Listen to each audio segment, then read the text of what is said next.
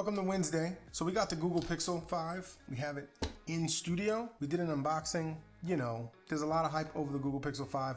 I was part of that hype train. You know, I was looking forward to this device because I enjoy a stock Android experience. So we've been using it in all its Android 11, stock Android 11 glory. You know, the idea is, you know, hardware by Google should run the Android software, you know, flawlessly. And that was my whole argument.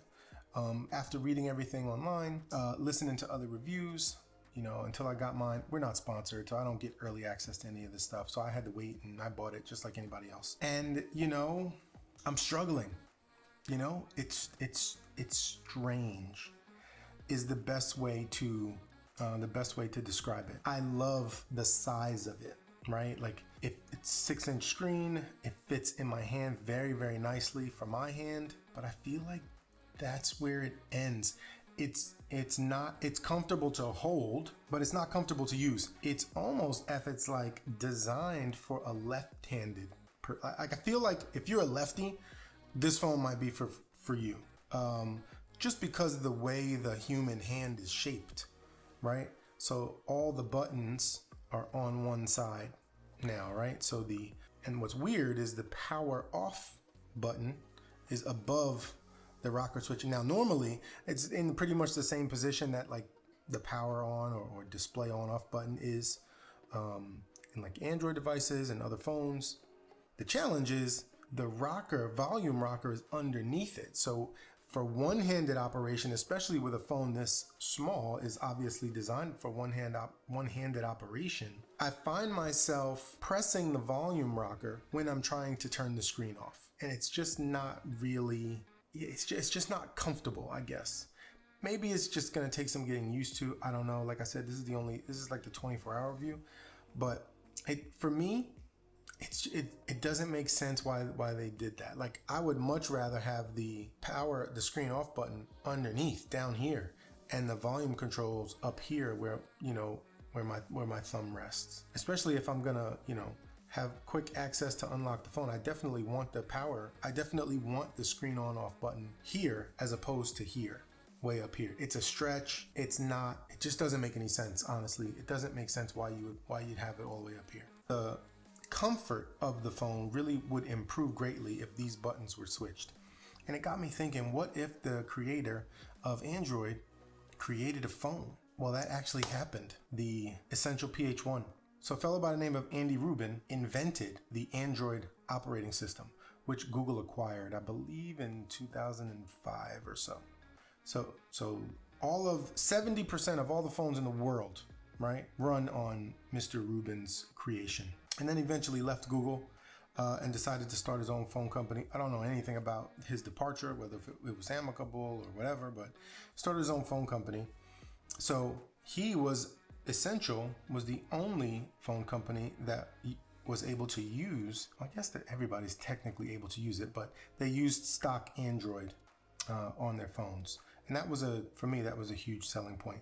But you could tell there is a lot of care that was put into the design of the PH1. First of all, the phone is beautiful. This is a 3-year-old phone, and this phone is still absolutely stunning. It's a beautiful phone. The screen's still relevant. I mean, it's a little small. I think it's like a 5.7, you know, and it's got that notch camera. But when you compare them side by side, I mean, they're these phones are really, really close. 2017, 2020.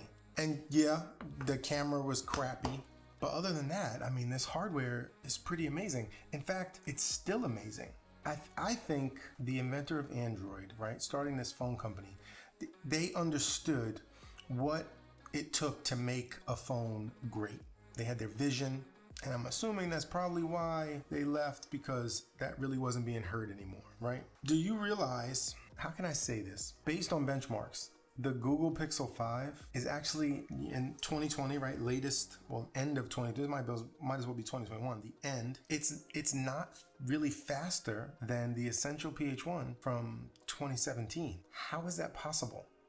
Hardware. That's really what it comes down to. Essential, inside the Essential phone, you have Snapdragon 835 but that chipset accesses the available memory 75% faster than the Google 765 chipset, which is mind-boggling. To me, that's a huge oversight, and I don't know how or why they would do that. So this phone actually is, while this phone is more modern and there are improvements in the architecture, this 2017 PH1, they basically perform the same.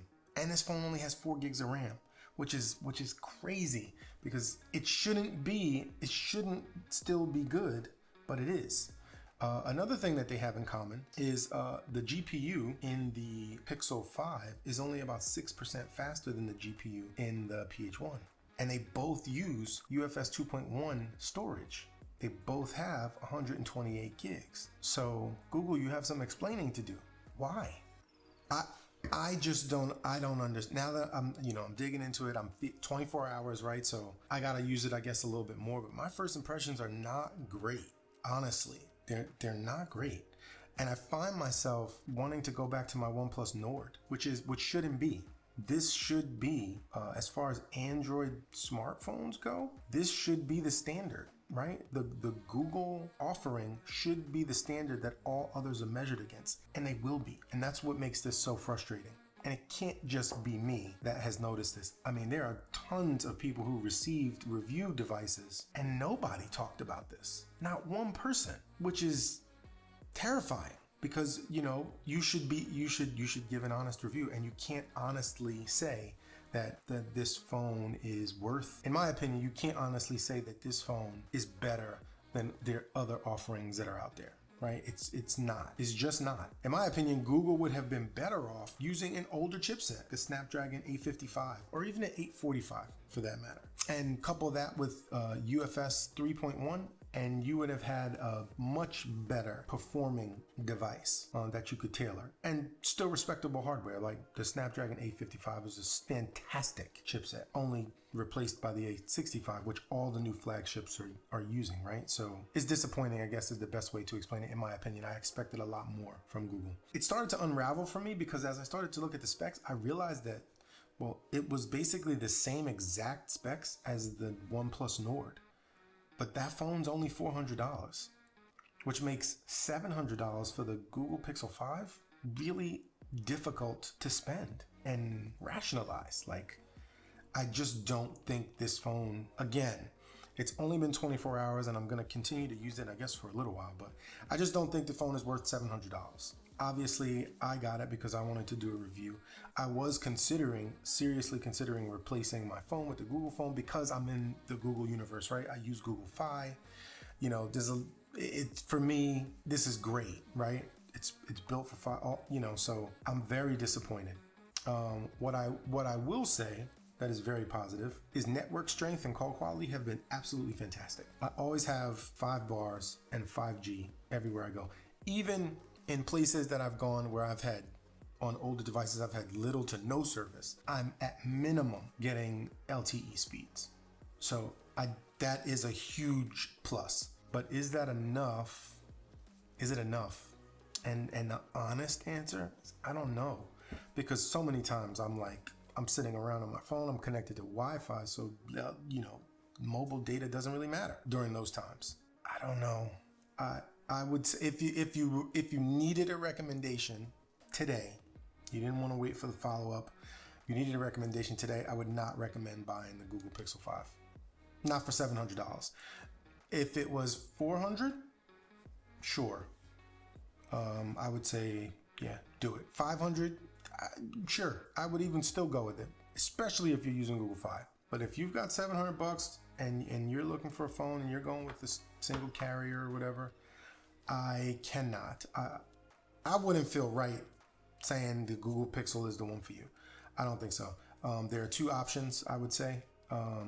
OnePlus 8 is $599 right now. They just did a price reduction. OnePlus 8 is $599. So you can go and put $100 in your pocket. Your other option is, I hate to do this. I hate recommending Samsung phones. Well, let me not say that. I don't usually recommend Samsung phones because of all the bloatware. Just a lot of bloatware and it's annoying. But they got this One UI 3.0 thing that they're pushing out now. So I would say the S20 FE Fan Edition $599 again.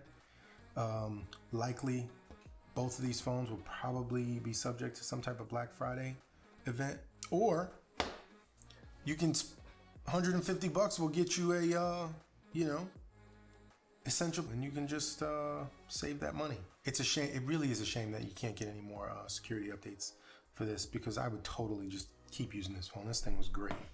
It was really great. Yeah, so I would say personally, oh, you know what? There's another thing. This phone gets really hot. Like, not, it has a plastic back and all that, and I'm not using any of the pass-through, reverse charging and all that stuff. I have all of that turned off. This phone gets hot, like uncomfortably hot to hold. Like, it makes you want to put your phone down because it gets uncomfortably hot. It's not like melt the plastic back hot, but it is. I don't want to hold this anymore hot. Like, I need to put my phone down. I don't know if that's a problem that they'll address with softwares, but I will tell you that the phone gets super hot. I cannot, at this point, I couldn't recommend you purchase this phone. And I think that people will be disappointed. But you never know. Just like Essential, when it launched, there were issues, right? So maybe there are issues that are going to be addressed in firmware updates and releases. So we'll see. We'll still give it a shot. I'll put it through a couple more tests. Everyday use, I'll put it through its paces to see how it is.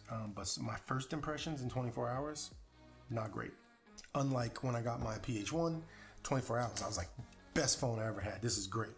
Or the OnePlus Nord. Oh man, best phone. This phone is so great. I don't feel that. The Google Pixel 5, unfortunately. Not this one.